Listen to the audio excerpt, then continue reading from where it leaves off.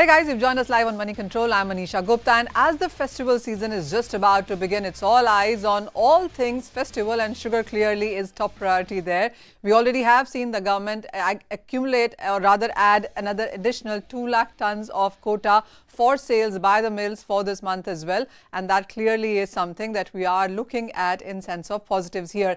The additional quota is for the festival demand, is what the government clearly says, and the government also says that all of this quota has to be sold within this month itself, and the mills who do not do that perhaps would be facing some measures as well coming in from the government. That is one thing about sugar there. And the second is about ethanol as a story. I mean, this is something that the sugar sector also is watching out for. We have seen and heard statements come in via sources that there could be another ethanol price hike. The first one happened on 7th of August, so within this month itself. A second one could happen as well. This is for the damaged food grains and maize, which is used for ethanol. And the last time, that was on 7th of August, when we saw the price hike coming in for damaged food grains, it was at 60 rupees 29 paisa per litre. For corn was 62.36. Now we are looking at another rise here, and another thing that the street will watch out for is the rise in ethanol prices, which is made from sugar as well. To discuss all of those details, we are now joined by Mr. Aditya Jhunjhunwala. He is president at ISMA, and the best voice really that we can get you on sugar and ethanol as an industry. Aditya, thank you so much for joining us. I appreciate your time. First of all, on sugar itself, how have you seen the price moves in last few months, and what do you make of government's additional 2 lakh tons of quota being introduced?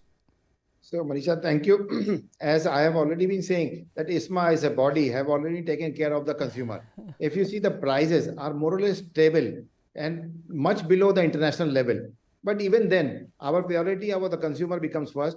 And I think the government in wisdom, depending upon because of the festival season, have released additional quota, which I don't think is going to happen in the market, but make some availability to the consumer as well. So I think as ISMA point, I don't think the prices are more or less stable from. There's nothing to worry about. As a production, we have enough stock of sugar in the country. Aditya, you've recently come out with a report as well, anticipating what kind of crop in sense of sugar could we see this time around. What are the latest numbers? Because according to these numbers is when the government will decide on whether or not the next season will see any exports at all. So currently, these are preliminary estimates which we have taken in the June. So we will be taking out another estimates in the month of September. But with the current estimate, what we have is the production will be approximately, after diversion of 45 lakh tons of ethanol, would be approximately 317 lakh tons. And taking the consumption to from 275 or 280 lakh tons, we are still in a very comfortable position as the sugar is available in the country. Aditya, it isn't a very comfortable position when you look at the global markets, because all the reports that have come in recent times, whether it has been from Rabobank to International Sugar Organization to various other major sugar trading groups, everybody is anticipating a big deficit. Absolutely. And if you see the prices in international markets are to the roof. So everybody wants Indian sugar now. Indian sugar will be at the rescue of the world market. But as we have to see our programs first, so we have to think about the consumer and the ethanol program. And whatever is left, we'll review it in September and request the government, if need maybe, to release in the international market. And it's not just about sugar, because sugar as an industry is looking at ethanol as a sector as well. And we have seen one price rise already happen. Another hike is what the street perhaps is waiting for. What's your sense? And especially for corn, how have you reacted to those numbers? The two things which has happened now, because there is no availability on the FCI rise. So government needs to give some kind of a leeway the investment that are already put up by the industry. So there is a rise in the damaged fruit cane, and the other crop the government is promoting on the maize side. So maize would be a crop worldwide. If you see, mostly maize is used in US to produce ethanol.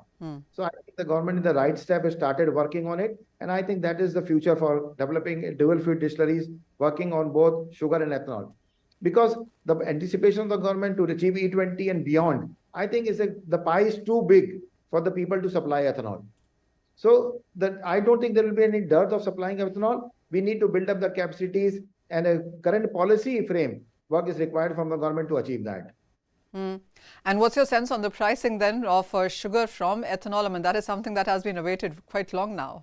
What happens, because in Indian context, we have to understand there's a FRP, which is fixed by the central government. And every year the FRP keeps on increasing. So what we have been requesting the government, there have been increase in FRP plus there are inflation costs that need to be factored into the pricing formula.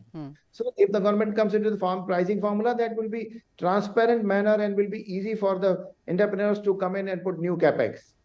Because to achieve this capacity, another 20,000 crores capex is required from the industry side to achieve that E20 target set up by the government. So going forward from here, since we are into the festival season, Aditya, with the kind of availability that we have, and as you said, we are in a better sweet spot than where the international markets are right now. How would you look at the overall availability, opening stocks, and what's your sense also on the prices for the rest of the festival season? If you see, the prices would be stable. Okay. I don't see anything to be happening on this sector because we have enough availability of the stock in the country. So there's nothing to worry about. If you say even the closing stock we feel would be in the range of 6 million in the end of the season. And if any range that you could put out as a small, where do you see the ex-mill sugar prices reigning within for the rest of the season? So I would not like to comment on the pricing because it's a market driven, but I think the prices, the government, the industry and the consumer is everybody in a situation, though we have been pushing up because of the FRP increase, there needs to be MSP increase needs to take place. Absolutely. Final question then, Aditya. How would you summarize or rank the sugar industry as we see it right now? Because for the last 3-4 years, we've seen industry only do better and better. How would you look at the new season coming in? And is there something that you still are desirable from the government currently? I am very hopeful the kind of achievement that industry has taken with the support of the government, the consumer and the farmers. I think there's much more to do. And the industry is doing on different projects. We are looking on the CNB, CBG. We are looking for biogas. We are looking for potash. We are looking for hydrogen from bagasse, 2G ethanol. I think there's no looking back. Sugar industry in a different tandem and a lot more to do. Absolutely. Thank you, Aditya, so much for joining us. So, well, absolutely big things coming in from ISMA there. And while, of course, the sugar as an industry has done amazing work, but there is just so much that is still on the cards that is desired from the industry there. But with that, thank you so much. But let's not forget that today is a very, very important day for Indian history because we have Chandrayaan-3 landing on moon. Do join us on Money Control from 4 p.m. onwards as we get you live coverage of all of that.